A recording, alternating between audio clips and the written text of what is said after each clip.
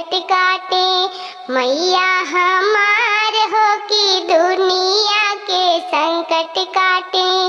मैया हमार हो की दुनिया के संकट काटे।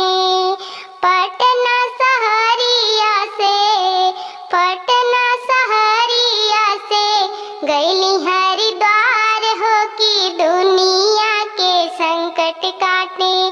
मैया हमार हो की दुनिया के संकट काटे।